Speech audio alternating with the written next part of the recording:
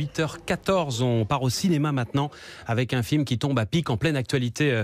En tout cas, bonjour Thomas Lilti. Bonjour. Votre dernier long métrage Première année sort demain en salle. On vous doit déjà plusieurs films dont Hippocrate ou encore Médecin de campagne. C'est encore une plongée dans le monde de la médecine que vous nous proposez avec celui-ci, puisqu'on y suit deux étudiants en première année, Vincent Lacoste et William Leckbill.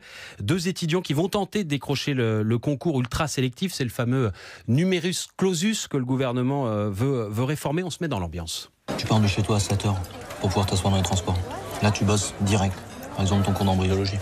Quand t'arrives, tu vas directement prendre une place à la bibliothèque. Après, en général, tu restes à la fac jusqu'à 22h. Comme ça, tu peux encore réviser pendant ton trajet de retour. Ce qui compte, c'est ton état d'esprit. Chaque fois que t'as envie de pleurer, tu mets ça dans une boîte et tu te dis que tu l'ouvriras après le concours. Voilà, ça c'est la journée type d'un étudiant en première année, la course aux examens, les nuits blanches. Ce qui frappe d'abord, c'est l'incroyable dureté de la vie de ces étudiants. Oui, vous avez dit que c'est un nouveau film sur la médecine. Je crois que j'ai surtout voulu faire un film sur l'université, sur les étudiants. Alors, il se trouve que j'ai ancré ça dans ce que je connais le mieux, qui est la PACES, cette première année commune aux études de santé. Mais dans le fond, on peut retrouver ça dans toutes les filières universitaires ou les prépas aux grandes écoles. Je crois que j'avais envie de montrer l'injustice que subissent tous ces étudiants qui arrivent après le bac pour faire des études supérieures. Et finalement, on leur met beaucoup de bâtons dans les roues parce qu'on va leur dire, il n'y a pas de place pour tout le monde. Voire même, il y a de la place pour presque personne. Et notamment en médecine, où 80% des étudiants vont être éliminés. Et donc, pour les éliminer, finalement, pour sélectionner certains d'entre eux, on a mis en place, progressivement, au fil des années, un concours complètement déconnecté de la pratique médicale et où la seule solution pour y arriver, c'est le bachotage. C'est de marcher sur les autres aussi. On voit la course pour avoir une place en amphi. Obligatoirement. Une forme de cruauté, de darwinisme quasiment entre les élèves. Oui, il y a un moment donné où on est obligé de se mettre en rivalité, en compétition. Et donc, on stimule cet esprit de compétition chez des jeunes gens de 18-19 ans, là où on se dit que pour former des futurs médecins, on ferait mieux de stimuler des qualités humaines un peu plus nobles. C'est un concours ultra sélectif, celui de médecine. Ce que vous montrez aussi, c'est que pour réussir, il ne suffit pas de travailler du matin au soir, il faut aussi avoir les codes. Écoutez. Ça sert à ça un concours. Sélectionner les étudiants qui ont de la ressource face aux épreuves, puis éliminer les plus fragiles. Non. Ah oui, vous imaginez le niveau de stress et de responsabilité auquel ils sont soumis les médecins plus tard? Attends, c'est con ce que tu dis. On sait tous que les concours, ils servent à sélectionner des gens comme nous, les gens qui ont les codes. Pourquoi mon frère est bien classé?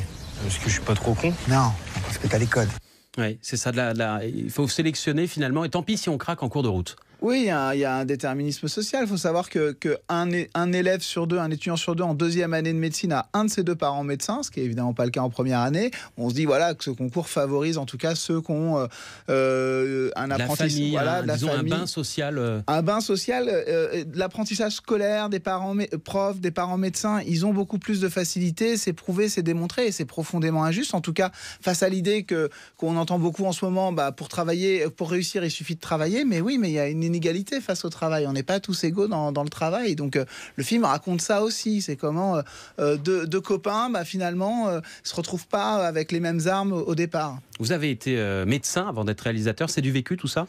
Oui, bien sûr. Moi, j'ai connu toutes ces études de médecine que j'ai faites. Cette première année, notamment, j'en ai en partie souffert, et puis surtout je me suis rendu compte qu'elle était traumatisante, même pour ceux qui réussissent, et qu'il faut pas être surpris que par la suite les médecins ils ont une forme de carapace, de violence, cet esprit de compétition qu'on leur reproche souvent. Et c'est aussi ce besoin de se classer toujours les uns par rapport aux autres. Les spécialistes se sentent supérieurs aux généralistes, les médecins hospitaliers par rapport aux libéraux. Donc voilà, on a un problème, je crois, avec la formation des médecins aujourd'hui. Votre film, c'est presque un plaidoyer pour dire qu'il faut supprimer le numerus clausus et que c'est une forme de non-sens aujourd'hui. Oui, j'ai écrit ce film il y a 2 ans. Le film sort demain et le gouvernement annonce la semaine dernière, en tout cas, ça pouvait pas mieux tomber. Le désir de réformer. Donc moi je suis ravi, il faut réformer ces études quoi qu'il arrive. J'espère qu'ils vont proposer les bonnes réformes maintenant. Merci Thomas Lilti. Le film s'appelle Première année, ça sort donc demain dans toutes les bonnes salles et c'est en partenariat avec France Info qui a donc décidé de défendre, de soutenir votre film. Merci beaucoup. Merci à vous D'être venu ce matin dans le studio de France Info.